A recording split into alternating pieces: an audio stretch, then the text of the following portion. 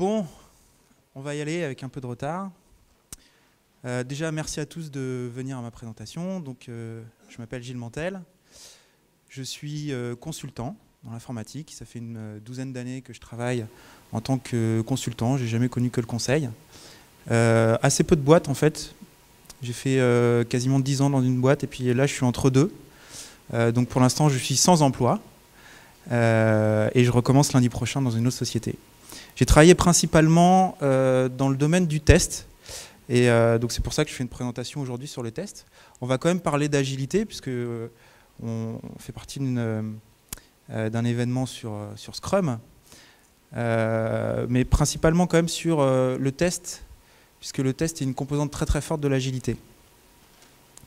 Au cours de mes 12 années donc, sur le test, j'ai d'abord appréhendé le test sous une forme un peu classique, on va dire dans un modèle qu'on appelle waterfall ou cascade, dans lequel les tests se trouvent à la fin des cycles de développement projet.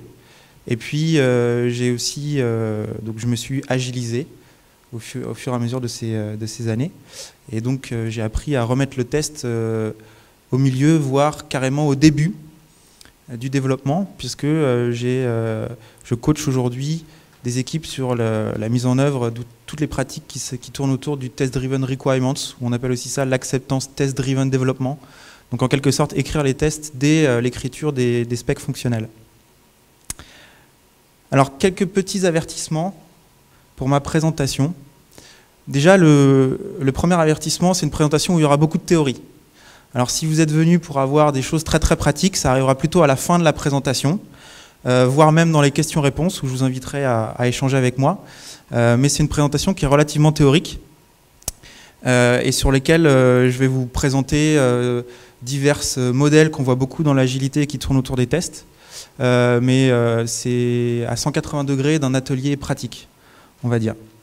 Deuxième avertissement, c'est un parti pris fort. Cette présentation, ça fait quelques années que j'y pense. La façon d'aborder les choses, et c'est seulement maintenant où je me lance.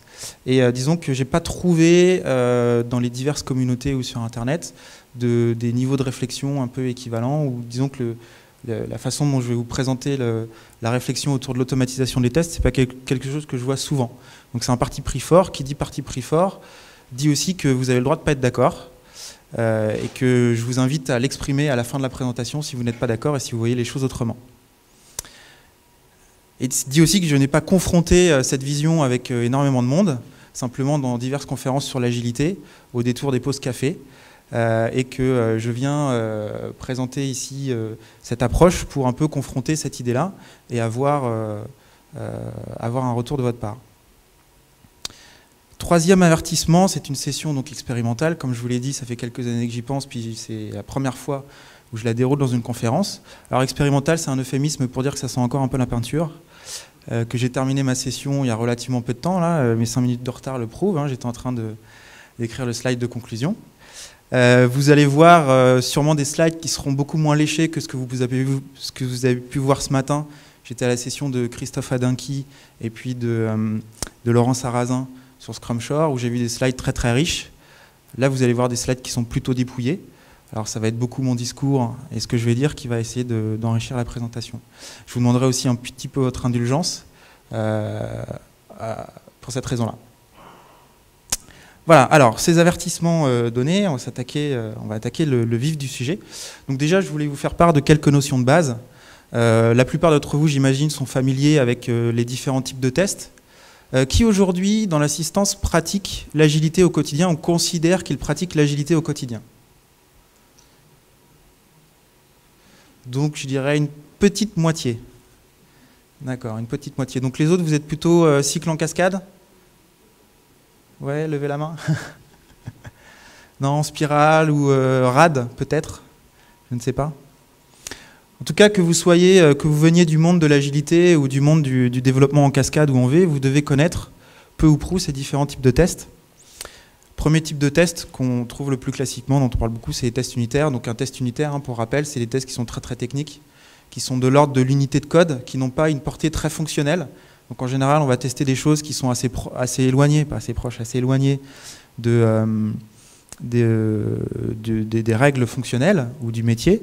On va plutôt tester que la conception du code marche bien, ou que les différents algorithmes ou les différentes implémentations donnent le résultat attendu. Donc quelque chose de très très fin, très très petit.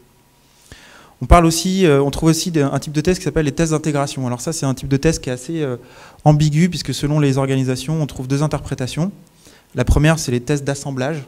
Dans test d'intégration, on entend test d'assemblage, c'est-à-dire tester que des portions plus importantes du code que simplement l'unité de code, donc des portions plus importantes comme un composant, par exemple, s'intègrent bien entre eux, que plusieurs classes s'intègrent bien entre elles. Donc ça, c'est ce qui s'appellerait aussi des tests d'assemblage, ou des tests d'intégration logicielle. On va tester à l'intérieur du logiciel pour savoir que ça s'intègre bien. Et puis sous le vocable de tests d'intégration, dans certaines sociétés, on trouve aussi la signification de tests d'intégration système. Donc s'assurer que son système s'intègre bien avec les systèmes environnants. Donc que les frontières qu'on a définies de notre système s'intègrent bien. Donc on trouve ces deux appellations-là. Alors les tests d'intégration logicielle, ce sont les tests qui sont à mi-chemin entre les tests unitaires et les tests fonctionnels. Donc certains ont des portées un peu plus fonctionnelles, un peu plus métiers, mais sont en général très très ciblés. Puis les tests d'intégration sont en général des tests assez techniques. On va tester que les flux transitent bien entre différentes intégrations. Donc c'est aussi des choses qui sont très très ciblées et qui sont en général assez techniques. Troisième type de test, donc test fonctionnel. Alors sous ce vocable-là, on englobe beaucoup de choses. En général, on englobe test bout en bout ou test métier. Donc on va vraiment mettre en branle l'application pour effectuer un test comme si on était l'utilisateur final. Donc on utilise l'application comme l'utilisateur final et puis on sollicite l'ensemble de l'application, donc toutes les couches. S'il y a une base de données, on va descendre jusqu'à la base de données. S'il y a une interface graphique, on va utiliser l'interface graphique. S'il y a des connexions justement avec les systèmes environnants, on va les utiliser. Donc c'est vraiment l'idée de bout en bout est vraiment celle-là. On sollicite l'ensemble de l'application. Pour les applications ou pour les logiciels qui ont des interfaces, on a aussi ce qu'on appelle des tests GUI, Graphical User Interface, où là on va juste s'assurer que la navigation entre les écrans est bonne. On fait surtout ça dans le domaine du web, pour s'assurer que les différents écrans web s'enchaînent bien, et pour s'assurer qu'on a une expérience utilisateur qui correspond bien à ce qu'on a imaginé dans les spécifications, ou ce qu'on a imaginé quand on rédigeait le cahier des charges. Puis on a un troisième type de test fonctionnel, on reste toujours sur des tests qui sont de portée utilisateur, ce sont les tests exploratoires. Alors les tests exploratoires, la différence avec les deux premiers, c'est qu'ils ne sont pas scénarisés. En général, les deux premiers tests sont les tests qui sont scénarisés, on écrit un scénario de test avec des étapes qu'on décrit très très formellement, action, résultat attendu, action, résultat attendu. Les tests exploratoires, c'est justement pour sortir un peu de ces sentiers-là, parce que les utilisateurs, quand notre système est en production, ont assez rarement une utilisation très séquentielle, comme on a dans nos scénarios de test. Donc en général, ils ont une utilisation qui est assez peu prédictible. Donc ils font un premier scénario, ils se débranchent sur un autre, ils reviennent, ils annulent, ils font un back sur le navigateur, etc. Donc le but du test exploratoire, c'est de trouver des anomalies qu'on n'aurait pas identifiées sur des tests qui sont bien scénarisés, parce qu'elles sont un peu en dehors des sentiers battus. C'est quelque chose qui prend beaucoup d'envol en ce moment dans la communauté agile. On essaye disons, plusieurs personnes ont formalisé des méthodologies pour faire du test exploratoire. Donc il y a des méthodologies qui disent voilà, on rassemble un groupe de personnes suffisamment différentes, avec une richesse suffisamment grande pour pouvoir avoir des scénarios de navigation qui soient complètement farfelus et trouver des anomalies qu'on n'aurait pas imaginées, soi-même parce qu'on a une approche un peu spécifique, qu'on a un vécu, on a un bagage qui fait qu'on utilise l'application d'une certaine façon. Ensuite, on a un type de tests qui sont les tests, alors je mets sous le même chapeau, tests de charge, tests de performance. On dit aussi tests techniques dans certaines organisations. Donc l'idée là, c'est de solliciter le système à ses limites, soit en rajoutant beaucoup de charges, soit en rajoutant une très très forte activité sur le réseau, soit aussi en testant la capacité du système à se redémarrer lors de défaillances en production.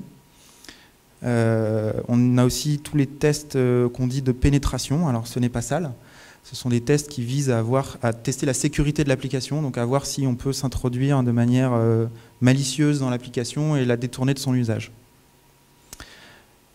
Et puis troisième type de test, donc ce que j'ai mis sous le vocable test d'ergonomie ou test d'utilisabilité, un peu difficile à dire, en anglais on dit usability, c'est plus facile.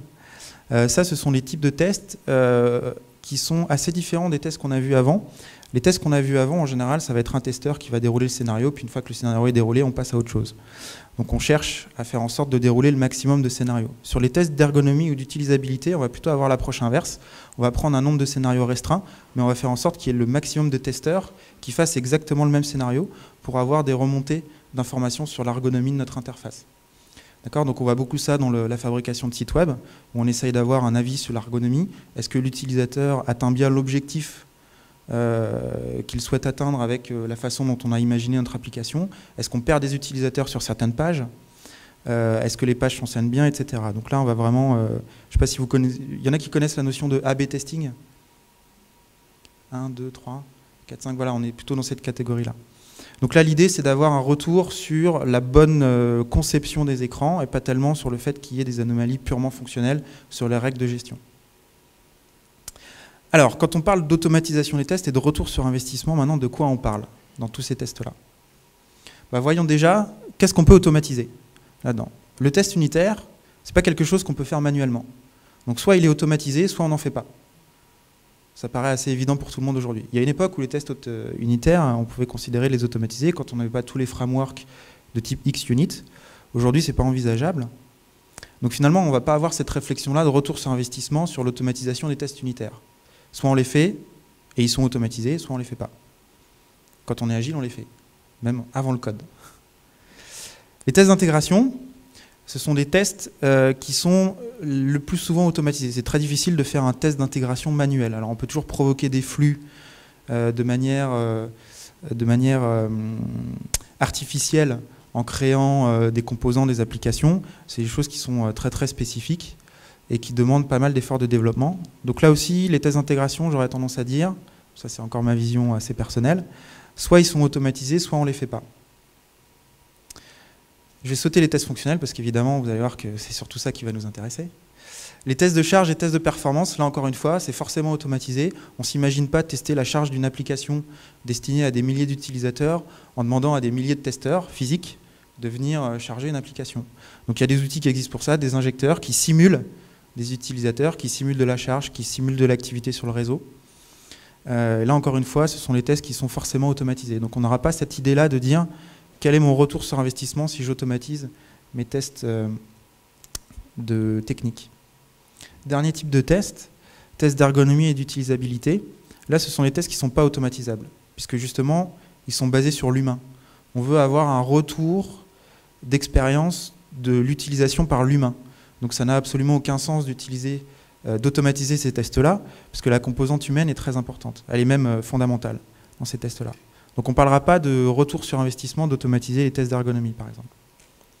Donc qu'est-ce qui nous reste? Les tests fonctionnels. Alors dans les tests fonctionnels, il y en a un qu'on ne peut pas automatiser non plus, c'est les tests exploratoires. Là encore une fois, les tests exploratoires sont basés sur la créativité du testeur, sur l'humain.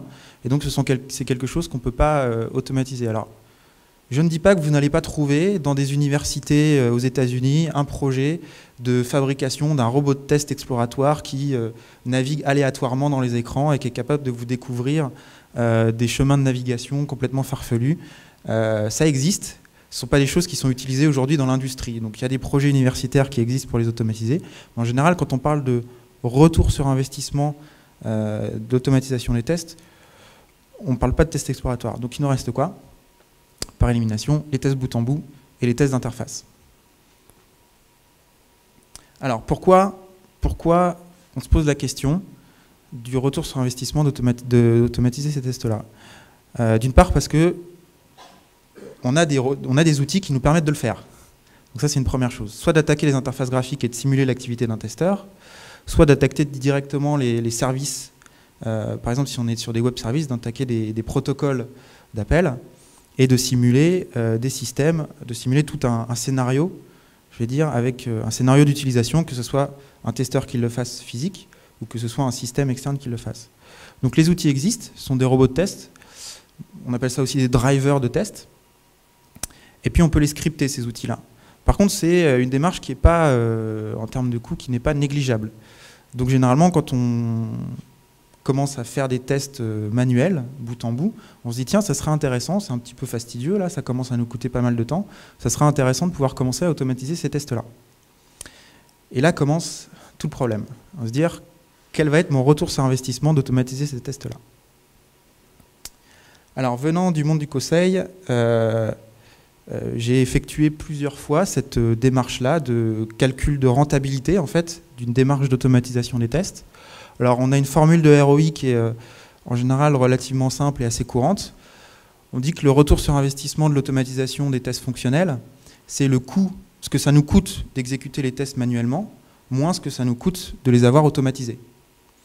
Alors, c'est quoi le coût manuel des tests fonctionnels?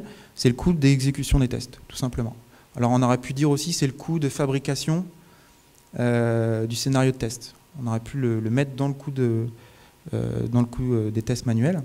Simplement, ce coût-là de fabrication du scénario de test, on doit l'avoir aussi dans le test automatisé. D'accord? C'est pas le script de test en lui-même, il ne trouve pas de test tout seul. Le script, il automatise un scénario précis. Donc que ce soit manuel ou automatisé, il y aura le même coût d'écriture du scénario de test. C'est pour ça que je ne le remets pas dans le coût d'exécution manuelle, parce que ça va s'annuler dans la formule. Donc le coût manuel, on dit que c'est simplement le coût d'exécution des tests. Donc à chaque fois qu'on a une campagne de test, avant de livrer un système, on va exécuter une campagne de test manuelle. Et là, il nous faut, je sais pas, 4 testeurs pendant 2 semaines pour couvrir l'ensemble du périmètre de l'application. Ça nous fait donc 4 x 5, 20, 40 jours hommes. Voilà, donc notre coût d'exécution de test manuel, c'est 40 jours hommes par campagne de test. Et puis notre coût de test automatisé, ça va être... Alors là, on va dans les formules un peu plus détaillées. Donc c'est l'ensemble des coûts dont on a besoin pour écrire ces scripts de test. Donc d'une part, il y a les licences du robot de test ou du driver de test. Donc certains sont open source, d'autres sont sous licence. Donc évidemment, il faut inclure le coût des licences dans ce coût. Il faut inclure le coût de fabrication des scripts. Donc la fabrication des scripts, c'est partant d'un scénario de test manuel. Écrivons le script qui permet de simuler l'utilisateur ou qui permet de simuler le dialogue entre 2 systèmes pour pouvoir tester une fonctionnalité ou un scénario bien précis. On a le coût aussi d'exécution du test automatique puisqu'il faut les lancer par ailleurs. Alors parfois on peut les lancer avec des serveurs d'intégration continue type Hudson, qui s'appelle plus Hudson d'ailleurs aujourd'hui, type Continuous, ou, enfin, ce genre d'outils-là. Dans tous les cas, quand on les lance de manière automatisée ou à des heures déclenchées, il faut au moins analyser le résultat de l'exécution des scénarios. Donc à la fin de l'exécution d'un script de test, on n'a pas forcément découvert un bug. Donc déjà, si le scénario s'est mal passé, peut-être qu'il y a eu un timeout qui s'est déclenché au niveau du robot, il y a un écran qui ne s'est pas ouvert assez vite, et ça peut faire planter son script. Donc il n'y a pas forcément un bug à chaque fois qu'il y a un échec d'un scénario automatisé. Donc il y a une charge non négligeable de dépouillement des rapports d'exécution de test. Et puis, il y a aussi une charge non négligeable de maintenance des scripts. Notamment quand on automatise des tests fonctionnels qui fonctionnent sur l'interface graphique, il suffit parfois de légèrement modifier l'interface graphique. Donc vous aviez un champ de saisie libre, vous le modifiez en une liste déroulante. La façon dont vous allez scripter l'action de sélectionner une valeur dans cet objet graphique va changer. Donc votre script ne va plus passer. D'accord ? Ça ne change pas du tout la règle métier, c'est pour ça que ce n'est pas du tout de la maintenance parce que l'application a évolué ou parce que la règle métier a évolué, c'est vraiment de la maintenance parce que votre écran a évolué. Et donc ça, les robots, ils sont plus ou moins sensibles. On va trouver des outils qui sont très très performants pour pouvoir corriger facilement ce genre de choses-là. On va trouver des outils où il faut vraiment y aller avec une charge de maintenance assez forte. Donc cette maintenance de script-là doit être inclue dans le coût des tests automatisés. Et évidemment, cette maintenance-là, on a du mal à la prévoir dans le temps. Alors voilà, là je vous ai donné quelques exemples de tous les paramètres de coût qu'on peut envisager. Maintenant, si vous êtes curieux, je vous invite à aller sur Internet où vous allez trouver des calculatrices de coûts, des calculatrices de retour sur investissement qui prennent en compte bien plus de paramètres que ça. Donc vous pouvez aussi faire rentrer en compte dans votre calcul de ROI la technologie sous-jacente à l'application. Donc les gens qui ont fait ces calculatrices-là considèrent que, par exemple, si vous développez en Java, vous allez avoir plus de facilité à automatiser et à maintenir vos tests que si vous développez en C++. Donc ils prennent en compte ces paramètres-là. Donc on peut imaginer vraiment un nombre de paramètres assez fantastique. Je ne vous demande pas de lire exactement ce qu'il y a dans les tableaux parce que ce n'est pas possible. Mais amusez-vous juste à taper sous Google ROI Calculators. ou calculatrice de retour sur investissement, automatisation des tests fonctionnels. Vous allez tomber sur des sites comme ça, où vous saisissez vos paramètres. Alors vous pouvez même saisir le coût horaire d'un testeur, si vous voulez avoir des ROI en dollars.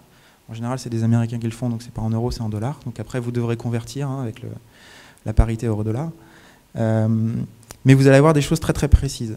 Alors ce dont on s'aperçoit quand vous allez commencer à utiliser ces calculatrices-là, c'est que finalement, il y a beaucoup de paramètres qui sont purement conjecturels. Vous allez avoir du mal à les évaluer aujourd'hui. Alors pour avoir fait cette étude-là de nombreuses fois, les paramètres, c'est par exemple la maintenance d'un script. Je ne sais pas à quel point l'application va bouger sur les futures releases. Donc finalement, je ne sais pas combien de maintenance je vais devoir consacrer. Donc si ma maintenance est très importante, finalement, mon retour sur investissement sera peut-être moins intéressant. Si par contre ma maintenance est moins importante, mon retour sur investissement sera plus intéressant. Donc pour gérer ce type de paramètres-là, on peut se dire j'automatise que sur des choses stables, ou sur des choses où il n'y a pas d'évolution prévue dans les quelques mois à venir ou dans l'année à venir. Et dans ces cas-là, c'est peut-être pas très intéressant d'automatiser si on teste un pan d'application qui finalement n'évolue pas. Les choses qu'on va avoir du mal aussi à déterminer, c'est quelle est la charge d'exécution d'un script de test. Car si j'ai un script de test qui échoue souvent, parce qu'il y a des petits temps de réponse qui sont pas maîtrisables dans mon application, je vais avoir une charge de dépouillement des rapports d'analyse qui est assez importante. Quoi qu'il en soit, on peut se fixer arbitrairement, on peut se fixer des hypothèses en disant voilà, mon application est stable, j'estime que je ne consacrerai pas plus de temps pour la maintenance sur cet aspect-là, etc. Et donc on peut dessiner une courbe, ça on le fait, si vous avez déjà fait ce type d'étude-là, vous allez le voir très souvent, on peut dessiner des courbes où on va comparer le coût cumulé des tests manuels par rapport au coût cumulé des tests automatisés. Donc la courbe rose, c'est le coût total des tests manuels. Donc c'est une augmentation qui est assez linéaire à chaque campagne de test. Donc sur l'axe X, vous voyez le nombre de fois où vous exécutez ou vos nombres de campagnes de test. Alors ici on met les cycles d'exécution, ça peut être des itérations si on est en mode agile. Si on est en mode waterfall, ça peut être le nombre de fois où on relivre dans notre phase de correction de bugs. Parce qu'il n'y a pas de phase de test en fait dans le mode waterfall, il y a une phase de correction de bugs. Donc ça peut être le nombre de fois où on relivre dans notre phase de correction de bug. Donc si on relivre 15 fois, a priori on va réexécuter notre test 15 fois. Ça peut être aussi le nombre de fois où on met en production. Alors pour des applications qui sont en maintenance depuis un certain temps et qui ont des fréquences de mise en production par exemple de trimestrielles, donc tous les 3 mois on livre une nouvelle version, un cycle peut correspondre à 3 mois. Donc finalement cet axe de temps ici peut être très variable en fonction de votre mode de livraison. En tout cas, l'idée, c'est de dire, voilà, on va additionner ce que me coûtent les tests manuels au cours du temps, et puis ensuite, je vais essayer de dessiner ce que va me coûter les tests automatisés au cours du temps.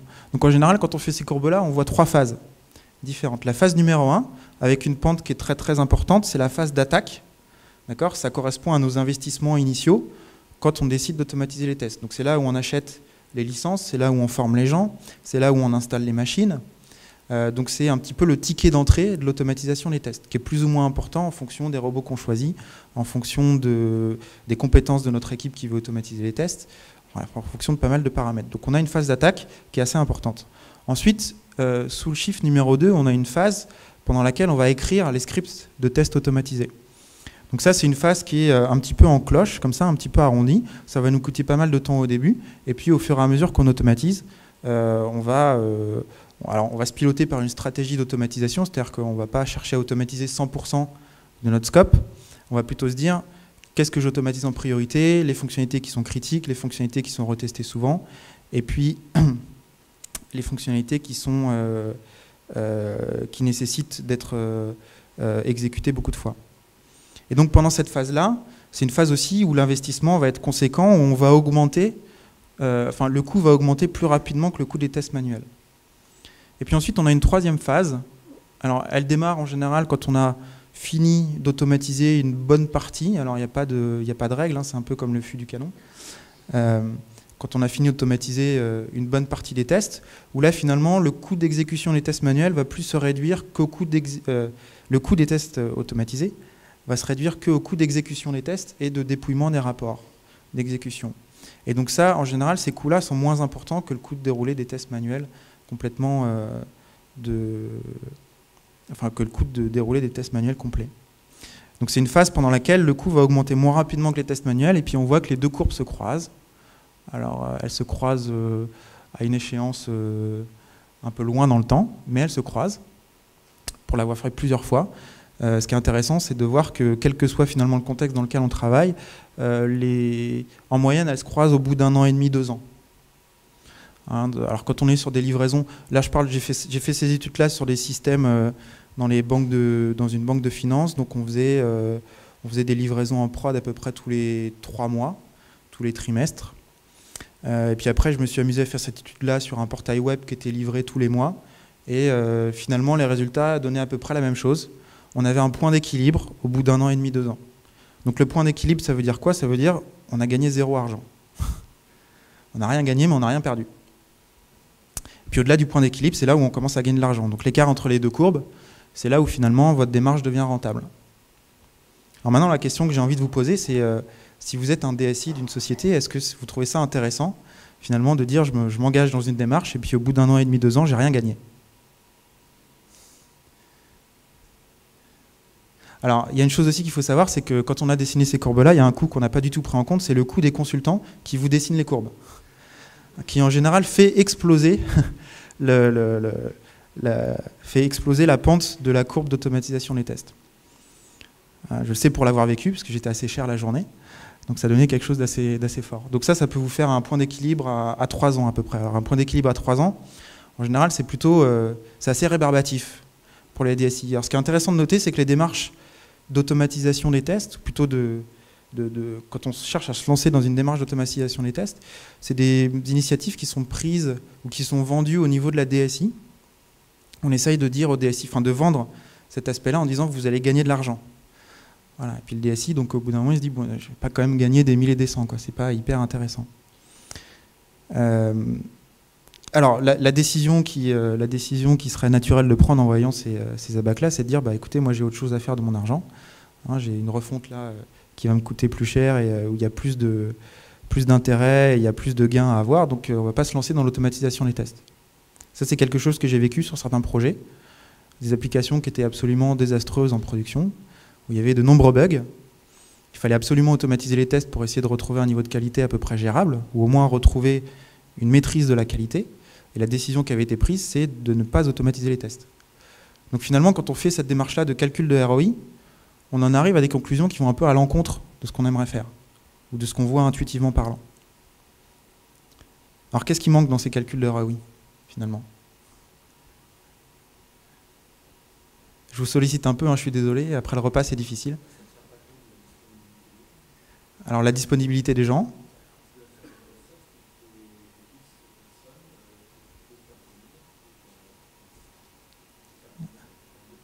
D'accord. Donc la disponibilité des gens, ça ne tient pas compte du fait qu'on puisse les faire venir un peu n'importe quand, c'est ça? D'accord, en effet. Les tests automatisés, on peut les exécuter la nuit, le jour, un peu n'importe quand. Finalement, on n'a pas de dépendance au niveau de présence de ressources. On a un retour plus rapide, intéressant. Alors les deux choses que vous m'avez mentionnées sont intéressantes, c'est pas vraiment ce que j'attends non plus. Il y a quelque chose d'encore plus spectaculaire qui manque vraiment dans cette formule de calcul. Pardon? Ah, on se rapproche quand même de... Ouais, exactement, le coût des bugs. Le coût des bugs. Ça manque cruellement dans cette formule. On a une approche vraiment de raisonnement purement financier. Je prends mes coûts d'exécution de tests manuels, je prends mes coûts d'exécution de tests automatisés et je regarde au bout de combien de temps je vais gagner de l'argent. Mais ça veut dire qu'on découvre le même nombre de bugs, hein, toutes choses étant égales par ailleurs. Donc on découvre le même nombre de bugs. Simplement, l'intérêt des tests automatisés, c'est quoi? Pardon? Exactement, on va le voir tout à l'heure, la fameuse courbe de coût des bugs. L'intérêt d'automatiser le test, c'est exactement ce que vous m'avez dit, c'est qu'on peut le faire beaucoup plus souvent. Donc déjà, cette courbe-là, on compare un peu des choses qui ne sont pas comparables. Des tests automatisés, on n'a pas besoin de les faire sur le même cycle que les tests manuels. On peut s'amuser à les faire tous les jours si on a envie de les faire tous les jours. Donc on aura un retour qui est beaucoup plus rapide. Puis en plus, la deuxième chose, on peut les exécuter la nuit. Le deuxième point qu'on m'avait mentionné là-bas, c'était le feedback est beaucoup plus rapide. Donc finalement, on peut découvrir des anomalies beaucoup plus rapidement que si on faisait des campagnes de tests manuels. Donc tout ça, on va voir, je vais vous montrer après la théorie justement sur les coûts des anomalies et les différentes pratiques, à quel moment on identifie les anomalies. Mais donc ce qui manque cruellement dans cette courbe-là, c'est quelle est notre capacité, avec des tests automatisés, à découvrir plus d'anomalies et à réduire l'impact de ces anomalies-là en production. Et ce coût-là, je vois que tu regardes ta montre, c'est bon ? 10 minutes ? Ce coût-là de réduction de l'impact des anomalies en production, il n'est pas du tout pris dans les courbes. Et c'est un peu dommage parce que, alors sur l'un des nombreux projets de test que j'ai fait, où on avait dessiné ces courbes-là, on avait un point d'équilibre à peu près à 1 an et demi, 2 ans, encore une fois. Et finalement, dès la première campagne de test, on a découvert une anomalie qu'on n'aurait pas découverte avec des tests manuels. Et finalement, on a évalué que cette anomalie-là, elle nous aurait coûté 60 000 € en production. Et donc, ça rentabilisait l'automatisation des tests immédiatement. Immédiatement. Donc, il y a quelque chose qui est fondamentalement faux dans cette approche et dans ces courbes. J'ai un peu anticipé le slide suivant. Quelque chose de fondamentalement faux et qui manque. Ce que je voulais dire pour revenir en résumé, donc c'est les formules de calcul de ROI à l'ancienne, elles sont complexes et fastidieuses. En plus, elles portent beaucoup d'inconnus, donc il faut faire des choix arbitraires. Et puis les résultats sont peu enthousiasmants, donc on arrive aux mauvaises décisions. Alors, est-ce que vous connaissez cette courbe-là? Qui la connaît? 4, 5, ok. Petite moitié, encore une fois. Donc ça, c'est du classico-classique dans le domaine des tests. On a l'habitude de modéliser la courbe de coût d'une anomalie de cette façon-là, donc une courbe exponentielle, où sur l'axe X, on représente les différentes phases du processus en cascade. Et puis sur l'axe Y, on dit quel est le coût de correction d'une anomalie. Donc si on découvre une anomalie dès finalement le recueil de besoins, si une anomalie s'est introduite dans notre recueil de besoins, ça va nous coûter beaucoup moins cher à corriger que si, par exemple, on découvre une anomalie au moment des tests fonctionnels. Et évidemment, beaucoup moins cher que si on découvre une anomalie en production. Je ne sais pas si j'ai besoin beaucoup de m'étendre là-dessus, je pense que c'est assez intuitif. Une anomalie qu'on découvre en production, potentiellement, on est obligé peut-être de faire un rollback sur l'application qu'en production si c'est trop impactant. En plus, le mec qui a développé le bout de code dans lequel est l'anomalie, il est peut-être parti sur un autre projet. Donc c'est quelqu'un d'autre qui va reprendre son code, donc il y a un niveau d'apprentissage assez important. En plus, il faut recompiler, il faut relancer une campagne de test, etc.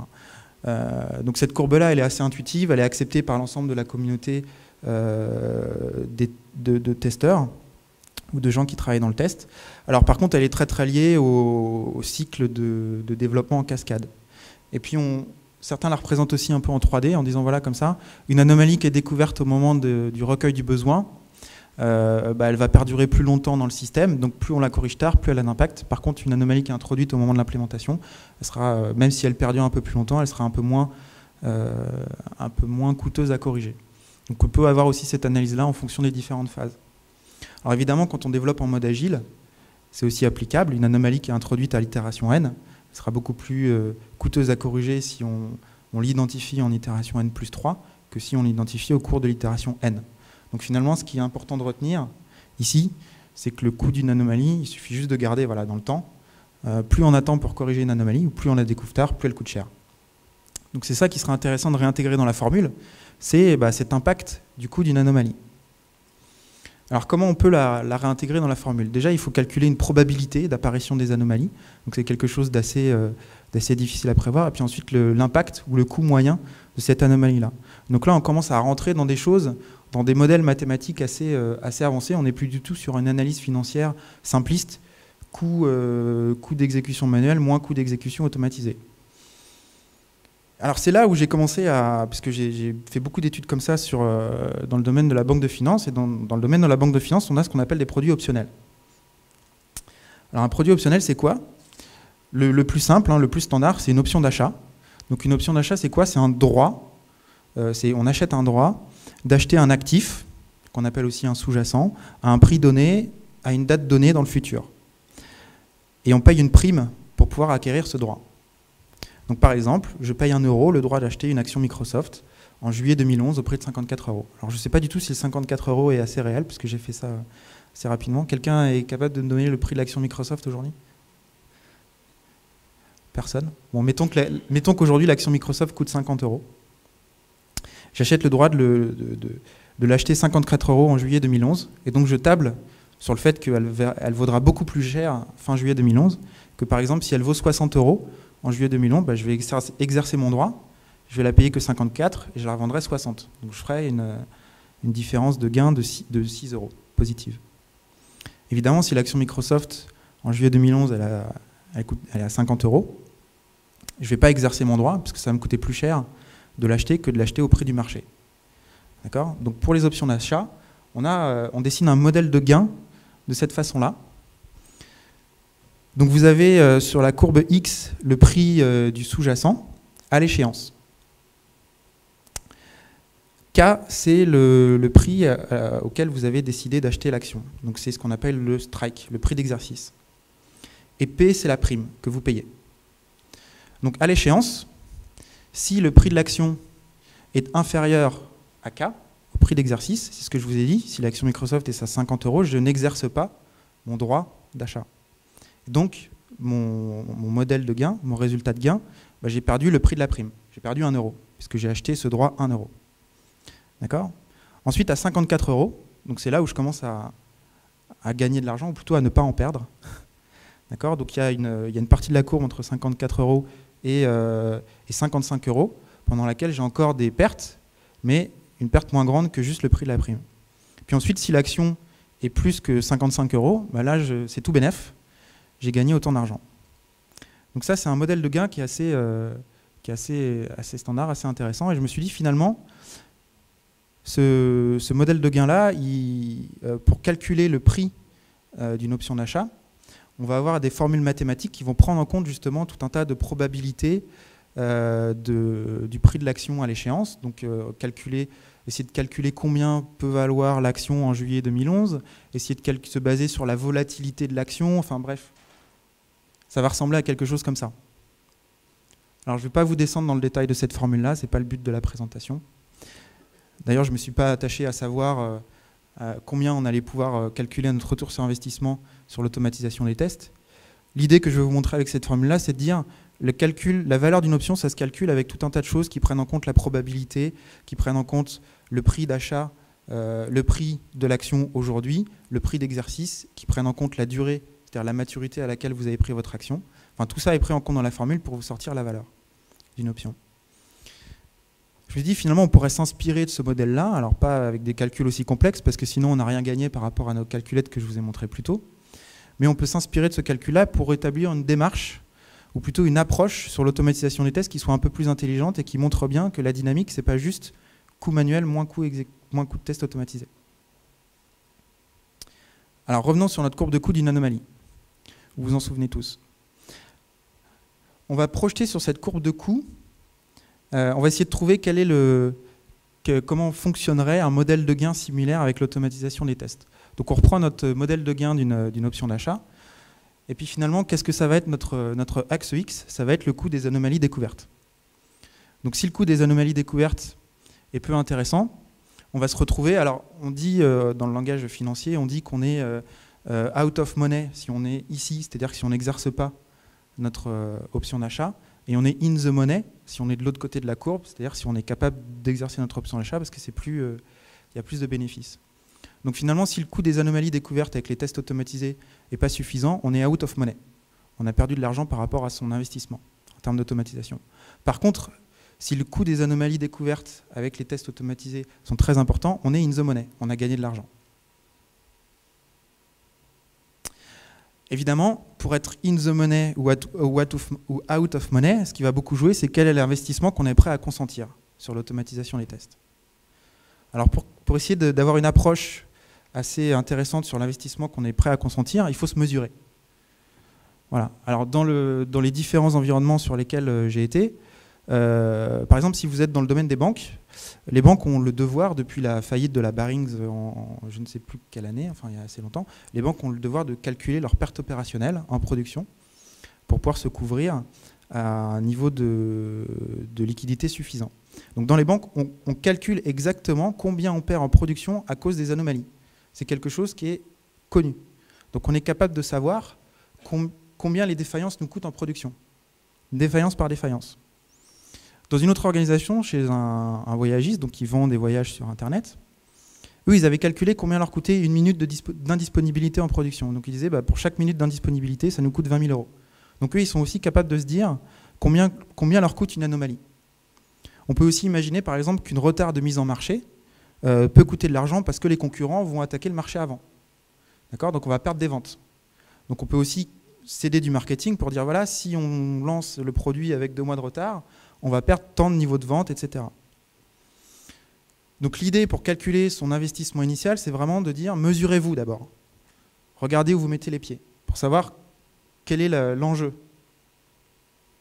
Alors la deuxième chose, pour savoir quel est l'investissement à consentir, c'est de dire, bah, êtes-vous agile ou n'êtes-vous pas agile? Ça, c'est très intéressant. Donc on reprend, ici vous reconnaissez la courbe de coût d'une anomalie, et puis sur cette courbe de coût-là, donc il y a, je ne sais pas si vous connaissez Scott Ambler, qui était une personne qui était beaucoup sur le Rational Unified Process à un moment donné, et puis qui s'est agilifié pendant un moment.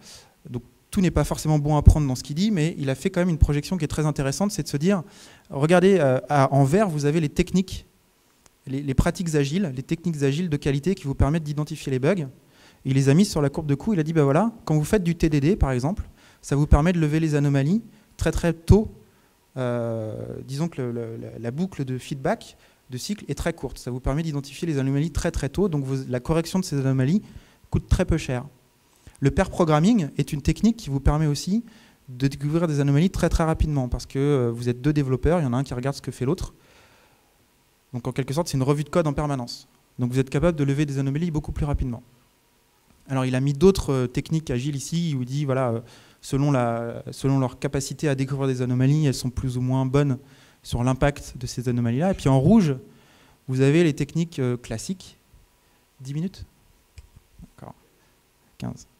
En rouge, vous avez les techniques classiques de vérification des anomalies. Donc ça, c'est des techniques qu'on va retrouver dans le cycle en V, en quelque sorte. Donc notamment les inspections, les revues. On va retrouver donc la deuxième courbe en pointillé en partant du haut. C'est tout ce qui est système testing, donc les tests d'intégration dont je vous avais parlé, les tests fonctionnels dont je vous avais parlé. Ça permet de découvrir des anomalies relativement tard dans le cycle de développement. Donc ça va avoir un impact sur l'investissement que vous êtes prêt à consentir. Donc intéressons-nous à ces pratiques en vert. On va reprendre la courbe de gain d'une anomalie. Alors c'est là où on commence à aller dans les slides qui sont un petit peu moins léchés. Je les ai dessinés un peu rapidement à l'heure du repas. Donc finalement, quand on est dans un mode agile, d'accord, on va avoir déjà d'une part le coût cumulé des anomalies. On va avoir un point d'équilibre ou un point de gain qui va venir beaucoup plus tard. C'est-à-dire que comme on a découvert beaucoup d'anomalies assez tôt dans le cycle de développement, les anomalies qu'on va découvrir dans tout ce qui est test fonctionnel ou test automatisé, leur coût cumulé ne va pas être très très important. Puis en plus, leurs impacts, en général, on ne découvre pas des anomalies qui ont un impact très très fort. Donc il va se dessiner une courbe où finalement la courbe de gain va être un peu plus plate, comme ça. Donc finalement, quand on est comme ça, l'investissement qu'on est prêt à consentir, il est beaucoup moindre. L'investissement est beaucoup plus faible. D'accord ? Donc on retrouve souvent ça dans les équipes agiles. Des gens qui se posent la question, c'est quoi mon intérêt d'automatiser les tests avec Selenium ? J'ai pas d'anomalie qui arrive après les itérations. Donc ça permet d'expliquer, c'était quelque chose que, disons un paradoxe que j'arrivais pas à expliquer jusqu'à avoir ce niveau de réflexion-là, c'est-à-dire pourquoi les équipes agiles finalement ne veulent pas automatiser les tests, ou se posent beaucoup plus la question de se dire, mes tests fonctionnels, finalement c'est pas très intéressant de les automatiser, c'est parce qu'ils découvrent déjà suffisamment, ils découvrent beaucoup d'anomalies avant, et les quelques anomalies résiduelles n'ont pas un impact très très fort. Donc l'investissement qu'ils sont prêts à consentir sur l'automatisation des tests, finalement est plus faible. Maintenant, intéressons-nous aux pratiques plutôt classiques, donc quand on n'est pas dans un environnement agile.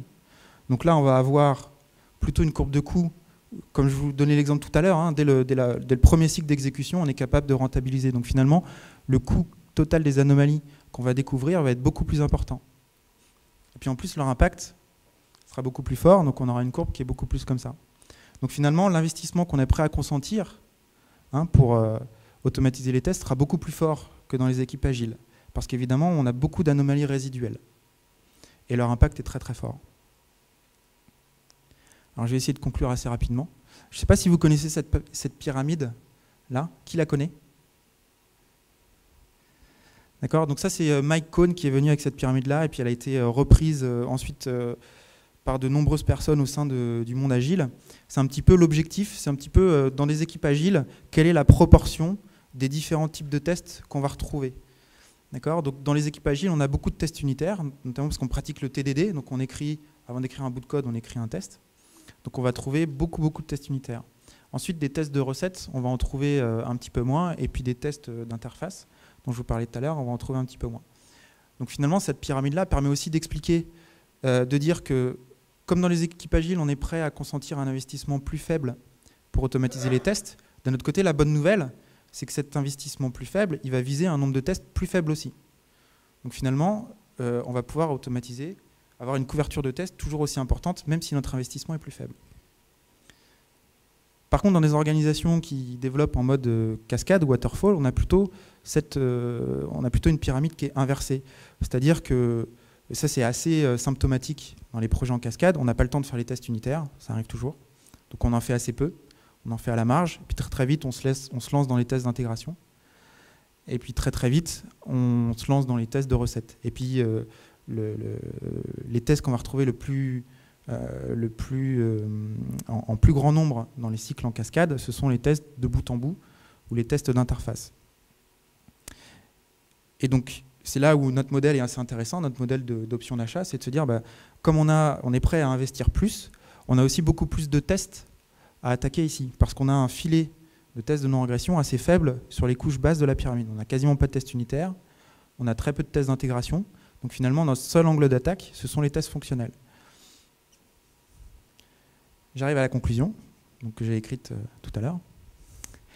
Donc la conclusion, quand on est dans ce type de pyramide-là, et même dans ce type de pyramide-là, automatiser les tests n'est pas une option. Donc je vous ai dit tout à l'heure, je vous ai parlé d'option d'achat. L'option, il faut plutôt la voir comme étant quel prix je suis prêt à consentir pour acheter la qualité de mon application. Mais on ne fera jamais un mauvais choix quand on décidera d'automatiser les tests fonctionnels. Par contre, il faut se dire à quel niveau ou combien j'automatise. C'est ça la bonne question. Il ne faut pas se dire est-ce que j'automatise ou pas. Quel est mon retour sur investissement. Deuxième point dans la conclusion, évidemment, mesurez votre investissement par rapport aux défaillances que vous mesurez. Donc ayez la démarche de dire combien me coûtent mes défaillances, mes anomalies sont à hauteur de combien. D'accord ? Plutôt que de vous dire je vais gagner combien en faisant une analyse de ROI entre les tests manuels et les tests automatisés. Bon, et le troisième point de la conclusion, c'est passer à l'agilité. Vous aurez beaucoup plus de facilité à prendre des décisions d'automatiser que dans les tests classiques. Et puis vous allez investir. C'est surtout, il faut retenir surtout ce modèle-là, vous allez investir beaucoup moins d'argent sur les tests automatiques parce que vous aurez derrière un filet de non-régression beaucoup plus important. Je suis dans les temps ? Oui. Voilà.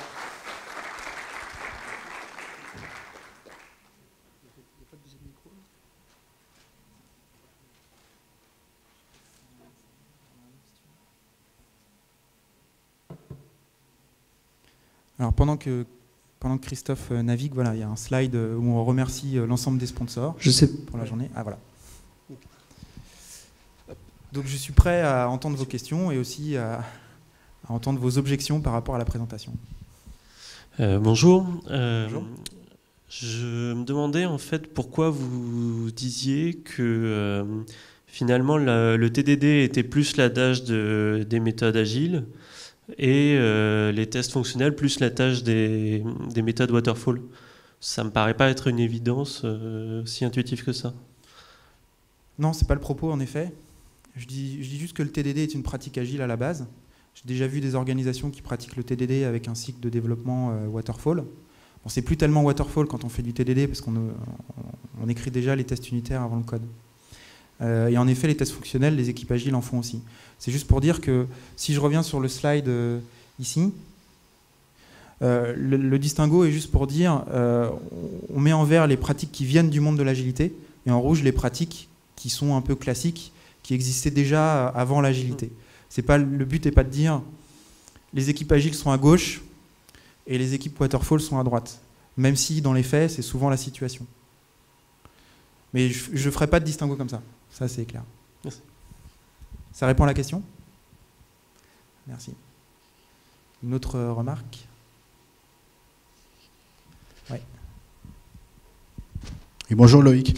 Bonjour. Par contre, je m'attendais à retrouver moi, la première courbe que tu as montrée au début, en y ajoutant finalement les résultats de cette deuxième courbe. Il n'y a pas possibilité de mixer les deux courbes pour réussir à obtenir ce point de jonction finalement, du coup, qui arriverait certainement plus bas avec ta démonstration. En fait, l'écart entre les deux courbes ici, enfin, si vous prenez la projection de l'écart entre les deux courbes dans le temps, c'est exactement c'est cette courbe-là en fait, tout simplement. Sauf que si vous voulez, la base, là, elle n'est pas sommée, quoi. La base ici, elle n'est pas plate. Elle part.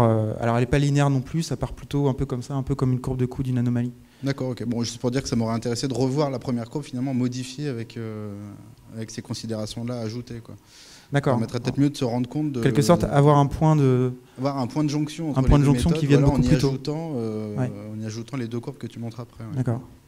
C'est vrai que ça. Pour ça, il faudrait que je puisse faire une formule mathématique qui me permette d'intégrer la probabilité d'une anomalie. Une espèce de projection. J'ai pas été jusque-là. Ok, merci. J'ai pas été jusque là. Alors ça, c'est potentiellement une des prochaines étapes que je vous propose. S'il y en a qui sont intéressés par l'idée de pousser plus loin ce raisonnement-là et de vraiment baser ce raisonnement-là sur des formules mathématiques concrètes, c'est de s'attaquer à créer les formules mathématiques où on puisse venir avec une formule de calcul de ROI qui soit plus juste que celle que je vous ai montrée plus tôt. Je n'ai pas eu l'occasion de le faire jusqu'à maintenant, donc ce n'est qu'un raisonnement plutôt intuitif, plutôt expérimental, on va dire, plutôt comme un physicien que comme un mathématicien. Ça répond à votre question ? Oui, merci.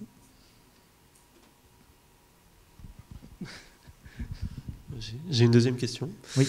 Donc vous disiez finalement le fait de faire des tests fonctionnels, c'est pas une option, ce qui est un choix à faire, c'est plutôt à quel point on va en faire ou pas. Oui. Ça se mesure comment du coup? C'est sur le taux de couverture, c'est sur quoi? Comment on va réguler, quel effort on veut mettre? Parce que finalement, une fois qu'on sait automatiser, c'est un peu binaire, on sait automatiser, on ne sait pas automatiser.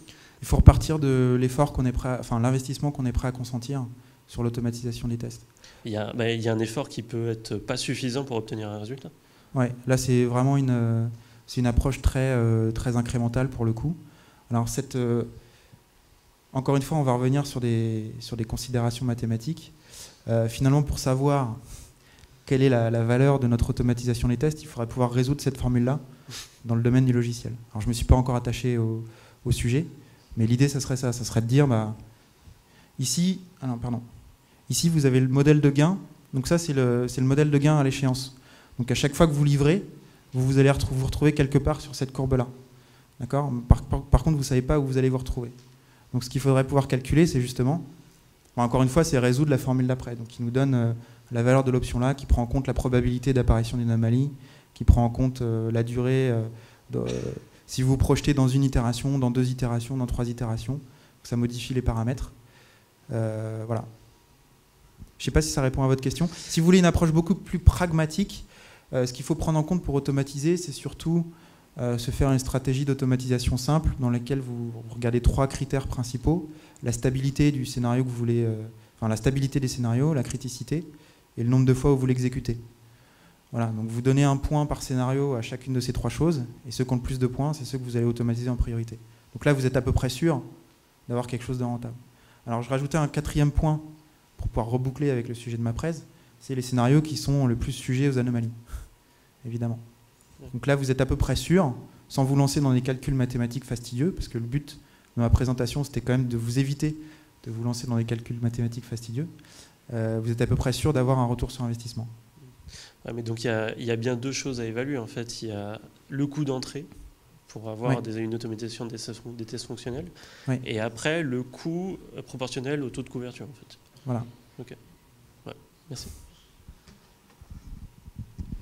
Et c'est une conclusion que j'aurais pu mettre, c'est ne calculez pas trop, ou calculez simplement les choses que je vous ai données, c'est-à-dire le coût des défaillances moyen. C'est une bonne base de départ pour savoir combien vous êtes prêt à investir. C'est d'ailleurs le modèle de fonctionnement de l'option d'achat, c'est de se dire, voilà, je suis prêt à payer une prime. Si la prime est trop importante, je ne suis pas prêt à rentrer dans la démarche. Donc le but, c'est de se dire quelle prime je suis prêt à payer pour commencer à automatiser. Si après vous exercez pas, si après vous rentabilisez pas votre démarche parce que finalement les anomalies que vous avez découvertes ne sont pas suffisamment impactantes, vous avez perdu la prime. Le but de la démarche, c'est de se dire que vous êtes prêt à perdre cette prime-là. D'accord ? Donc il faut que vous preniez les choses en disant quel montant je suis prêt à perdre, sachant qu'en production, je perds un nombre d'argent très très important ou je ne perds pas beaucoup d'argent. Si je ne perds pas beaucoup d'argent en production, je ne suis pas prêt à perdre un montant très très important pour mon investissement initial. Merci à vous. Merci.